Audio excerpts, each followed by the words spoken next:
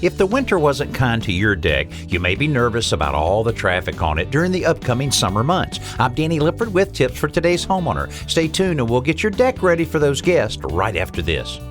How would you like to win a zero-turn mower just for sitting down? Enter the Toro Sit to Win sweepstakes. Visit your local Toro dealer, take a seat on a zero-turn mower with My Ride, and snap a photo of yourself. Submit your photo at toro.com/sit-to-win for a chance to win a Toro Time Cutter MX zero-turn mower with My Ride. It's just that easy. Check out all the details at toro.com/sit-to-win. Changing weather conditions can punish a wood deck. All that transition from cold to hot and wet to dry makes the wood expand and contract. The result is splintered and cracked wood and fasteners that work loose from all that movement. Since you don't want your guests getting splinters in their hands or tripping over loose nails, now is the time to correct those problems. The first step is sanding any rough edges to remove the splinters and burrs.